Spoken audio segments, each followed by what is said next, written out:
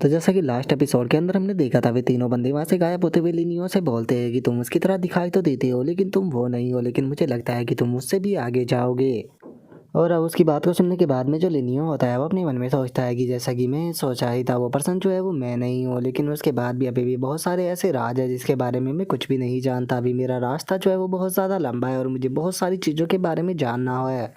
और अब उसके इतना सोचते के साथ ही हम देखते हैं कि वो बंदा जो होता है वो जूफो के पास में चला जाता है और उसे माफ़ी मांगते हुए बोलता है कि मास्टर, मैं आपसे माफ़ी मांगना चाहता हूँ और अपने सभी उन भाइयों से जिनकी की मेरे कारण मौत हुई। जो सुनते के साथ ही जूफो जो होता है वो उससे बोलता है कि इसमें तुम्हारी कोई भी गलती नहीं थी। जो सुप्रीम शैड होते लगता है कि वे वापस आ चुके हैं और उनकी पावर जो होती है वो बहुत ज़्यादा अजीब होती है, इसीलिए मैंने तुमसे बोला था कि यहाँ पर जो पोर्टल है उससे थोड़ा दूर रहना। लेकिन अब इस बारे में यहाँ पर बात करके कोई भी फ़ायदा नहीं है, क्योंकि जो कुछ भी हुआ वो उन सभी की किस्मत थी।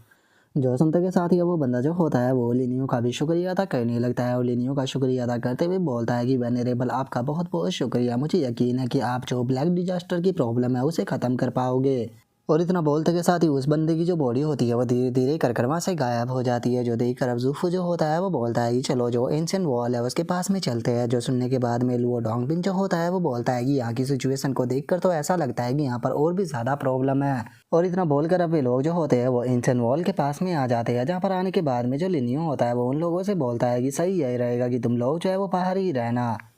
और इतना बोलते के साथ ही जो लिनियो होता है वो उसे एंशियंट वॉल के अंदर जंप लगा देता है और उसे एंशियंट वॉल के अंदर जंप लगाने के बाद में जो लिनियो होता है वो एक एनर्जी की स्वॉर्ड को भी बना लेता है। लेकिन तभी हम देखते हैं कि अचानक से लिनियो के सामने एक मॉन्स्टर जो होता है वो आ जाता है और इससे पहले कि वो मॉन्स्टर लिनियो के ऊपर अटैक करता, लिनियो उसके अटैक करने से पहले ही उस मॉन्स्टर के ऊपर अटैक कर उसे डिस्ट्रॉय कर देता है। और उस मॉन्स्टर को ख़त्म करने के बाद में लिनियो अपने मन में सोचता है कि अच्छा हुआ कि जो फर्स्ट ओरिजिन टेक्स्ट था उसने यहाँ पर मुझे थोड़ी सी पावर जो है वो दे दी थी, नहीं तो मुझे नहीं लगता कि मैं यहाँ पर इस इविल ड्रैगन का सामना कर पाता। ये इविल ड्रैगन बहुत खतरनाक था। और इतना बोलकर अब लिनियो जो होता है वो नीचे की तरफ जाने लगता है। नीचे की तरफ जाते हुए बोलता है कि आखिर जो सुप्रीम बीइंग थे उन्होंने यहाँ पर क्या चीज़ छोड़ी थी। बस मुझे डर है कि कहीं मेरा हाल भी उस बंदे की तरह ना हो जाए, इसीलिए मुझे बहुत ज़्यादा केयरफुल रहना होगा। और लिनियो के इतना बोलते के साथ ही हम देख पाते हैं कि नीचे एक स्टोन का स्टैचू जो होता है वो बना हुआ होता है और अब लिनियो को देखते के साथ ही वो स्टोन का स्टैचू लिनियो के ऊपर अपने अटैक को कर देता है। लेकिन तभी लिनियो जो होता है वो अपने पास से जो जार होता है उसे निकाल कर अपने चारों तरफ एक शील्ड बना लेता है, जिस कारण वो स्टोन जो होता है वो लिनियो को कुछ भी नहीं कर पाता। जिसके बाद में अब लिनियो जो होता है वो अपने गॉड किंग टोकन की पावर का इस्तेमाल करते हुए एक स्लैश अटैक जो होता है वो सीधे उस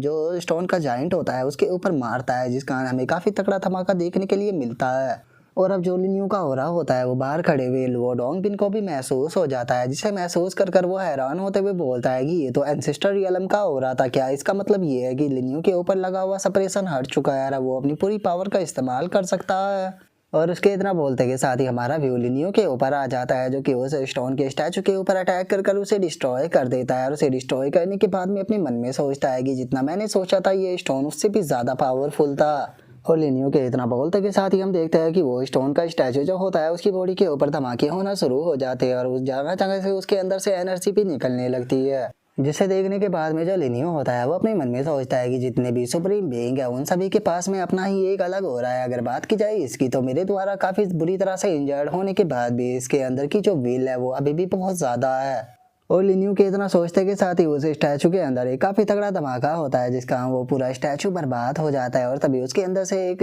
स्टोन का पीस निकल कर आता है, जिसे कि लिनियो पकड़ लेता है। जिसे पकड़ने के बाद में लिनियो अपने मन में सोचता है कि लगता है कि ये छोटा सा पीस जो है वही है जिसकी मदद से मैं जो जार है उसे रिपेयर कर सकता हूँ। और इतना सोचते के साथ ही अब जो लिनियो होता है वो उस वॉल के अंदर से बाहर निकल कर आ जाता है और बोलता है कि चलो अब जो लास्ट पेंगाई आइसलैंड है वहाँ पर चलते हैं। जो सुनने के बाद में जूफू बोलता है कि सच बताओ तो मैं भी यही सोच रहा था और मुझे लगता है कि पेंगाई आइसलैंड के अंदर यहाँ से भी ज़्यादा प्रॉब्लम होने वाली है।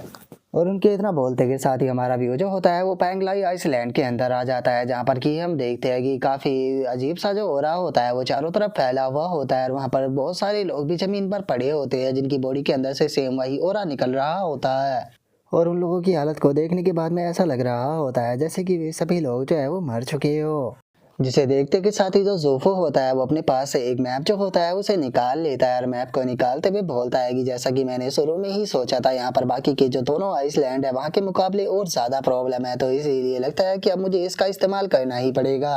और इतना बोलते के साथ ही जो ज़ूफो होता है वो उस स्क्रॉल की मदद से एक बहुत बड़ा ड्रैगन जो होता है उसे बना लेता है और उस ड्रैगन की मदद से वहाँ पर जो अजीब सा ओरा चारों तरफ फैला हुआ था उसके ऊपर अटैक करना शुरू कर देता है, जिस कारण हम देखते हैं कि वो ओरा भी वहाँ से थोड़ा थोड़ा कर हटने लगता है। लेकिन तभी हम देखते हैं कि वहाँ पर वो अजीब सी एनर्जी जो होती है वो अचानक से टोर्नेडो के अंदर बदल जाती है और टोर्नेडो के अंदर बदल कर जो वो ड्रैगन होता है उसे अपने अंदर खींचना शुरू कर देती है और कुछ ही पल में हम देखते हैं कि वो एनर्जी जो होती है वो उस ड्रैगन को पूरी तरह से निकल कर जो एंशिएंट वॉल होती है उसके अंदर लेकर चली जाती है। जो देख कर ज़ूफू जो होता है वो बोलता है कि नहीं ये सही नहीं है, लगता है कि जो भी सी चीज़ अंदर है वो बाहर आने की कोशिश कर रही है ताकि वो यहाँ की सील ब्रेक कर अर्थ पर आ सके। और अब ज़ूफू के इतना बोलते के साथ ही हमारा आज का एपिसोड जो होता है वो यहीं पर ही कंप्लीट हो जाता है। तो नेक्स्ट एपिसोड के अंदर देखिए कि आगे क्या होता है। अगर आप लोगों को वीडियो अच्छी लगी हो तो लाइक करना, चैनल को सब्सक्राइब करना। मैं मिलता हूँ आप लोगों से नेक्स्ट एपिसोड के अंदर, तब तक के लिए बाय बाय गाइस।